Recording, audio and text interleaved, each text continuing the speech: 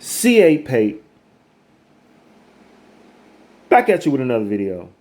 And in today's video, we are going over common problems that people have with the Vanderhall, the Slingshot, the Spider, and the Riker. This is information and data that was collected from people that actually own the vehicles, rode the vehicles, so on and so forth, what's going on to the dealership, what the dealerships are reporting, whether you have a warranty or not, whether you have a new or used bike. These are the common problems with these three-wheel vehicles. Before we get started, hit that subscribe button for me right now and become a part of this wonderful three-wheel community. I would appreciate it. If I do a good job in the video, hit that like button. If I do a bad job in the video, still hit that like button.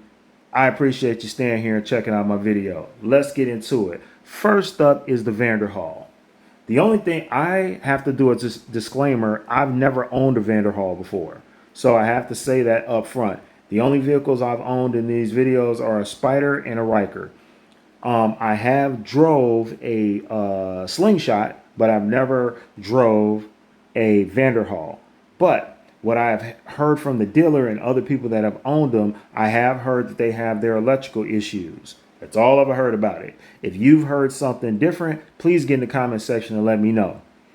Let's check out what's going on with the Vanderhall.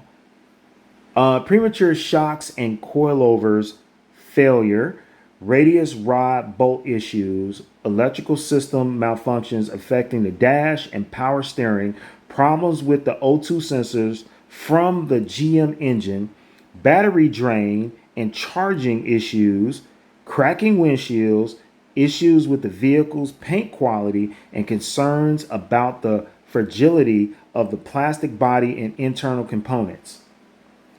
So, get in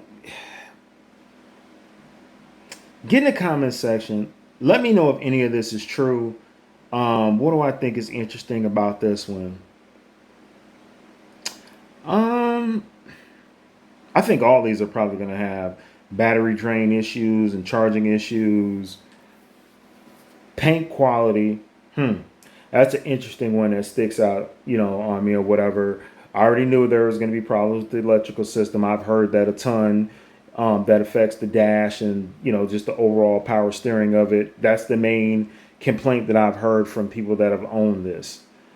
As far as the, fragile body and internal components, I might say all of these probably have that issue in some way. Get in the comment section and let me know if you agree. Let's move on to the Polaris Slingshot. If you got a Slingshot, get in the comment section, as I said before, and let me know if any of these issues stick out or if they are true.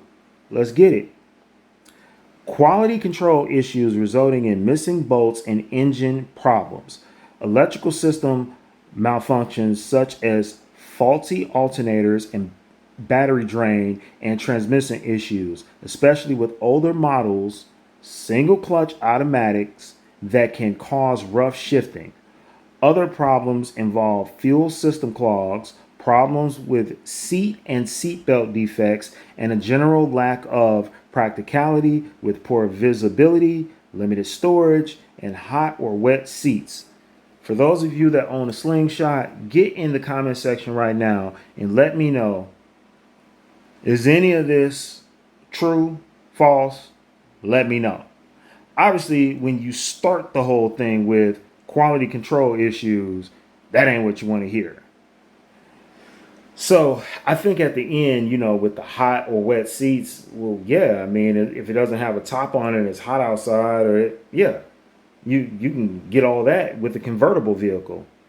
So, get in the comment section for those of you guys that got a Slingshot. Let me know. Let me know your thoughts. Let me know if you think you have enough storage. Can you even add storage to a Slingshot? Like, obviously, you can add storage to a Riker or a Spider. I've never even figured out, can you add storage to a Slingshot? I don't know. Get in the comment section and let me know. Now, this one, my baby, right? The Can-Am Spider F3, I know all about it. So I can actually give my expertise on this, on if these top common problems are legit or not. So let's get into it. Again, we start with the battery drain. We've heard that on all the vehicles. It's maybe they're just bad batteries. Maybe I don't know. Why do all of them? If somebody's a mechanic out there or whatever, why do all of these seem to have some type of battery issue? But let's get into it. Battery drain, a failing parking brake assembly, coolant leaks, problems with the shift shaft leading to no reverse or shifting issues, an occasional drive belt vibration at certain speeds, with some models affected by recalls for issues like a broken output shaft. Now, battery drain, that's legit. Parking brake issue, I think that's definitely legit.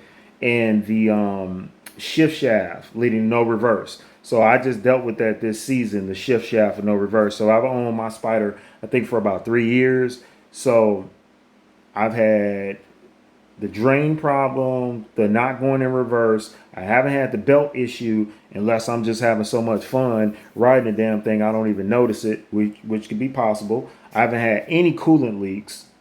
So some of this is legit. Get in the comment section if you own a Spider F3 and any of this has happened to you. Get in the comment section and let me know right now. We're trying to help out somebody that's going to buy one of these. Some of you guys have a Riker and you want to upgrade to a Spider next season. Now you know what the common issues are. Some of you guys had a Riker last season or the last couple of seasons, upgraded to a Spider this year. You still aren't happy, or you think you're tapped out on that, so you want to upgrade to a Vanderhall or a Slingshot. So this is just to help you guys know what the issues are.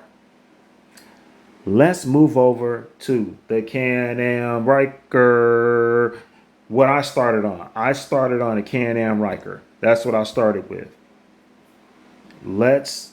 I feel like the Riker is an entry-level bike by BRP Can-Am. It's their entry-level vehicle. It does have its issues, especially if you add a lot of accessories to it. But let's see what they're talking about on this one.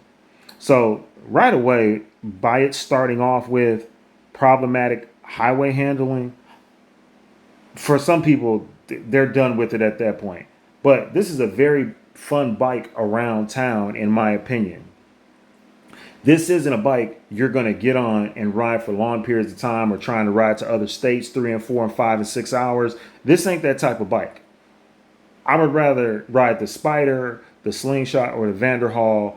I'm not going to ride from Chicago to Atlanta or Chicago to Tennessee on a Riker. I'm asking for trouble in some way, in my opinion. So what other issues does this darn thing have? Electrical faults like a VBS vehicle body system, fault in limp mode, overheating, and potential gearbox seal leaks from overfilling. Others reported problems include loose wiring at the gear selection sensor, fuel pump malfunctions, and a clunking sound from the drivetrain. So the clunking sound from the drivetrain, we all know that have the bike. We know that's legit. I feel like that happened since day one. I always had that issue. What else? Well, I ain't gonna say everybody, because some of you guys are gonna get in the comment section like, I've been on my bike for a year and I've never had a problem with it. Yeah, but a lot of you guys in that year only rode the bike 8 times. I'm really talking to those folks that have really put miles on their bike. We're talking to those folks that, have over 8,000 miles on their bike, 10,000 miles on their bike, 15,000 miles on their bike. Those are the ones that probably experience some of these issues. That's kind of who I'm talking to when I'm asking. Get in the comment section right now and let me know if you've seen. Actually, I feel like this list is nice for the Riker. Like, I would have thought it, it should be more things on the list, right? Because you got the yaw sensor. There are so many things that can go wrong with the Riker. And I'm not talking against the Riker saying not to buy it. I'm just saying, yeah, these things do have issues. But as we saw, all of these have an issue. It just depends on what issue you might want to deal with. So get in the comment section and let me know Do you guys feel like this is accurate for the Riker? Does it have some of these issues, so on and so forth? And how long you've owned your Riker? If you own your Riker, 4 years, and you put 10,000 miles on it and had no issues, get in the comment section and let me know that. I mean, truly had no issues, because that would be an amazing feat to me, in my opinion. But now you know what it is. We all love these lovely vehicles. That Vanderhall looked good, especially in that color, combo. There's somebody out there thinking about upgrading to a slingshot, a Vanderhall, a Spider, or something this winter, getting ready for next season. You got to know what to expect from these things.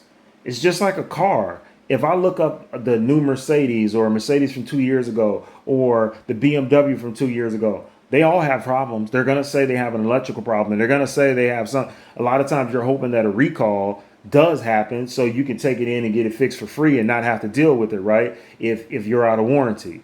So any car, vehicle, bike, it's going to have its issues. It just depends on how many issues it has. Some of you guys are going to get in the comment section and say you've had all types of problems with your Riker. You had all types of problems with your Spider or your Vanderhall or your Slingshot.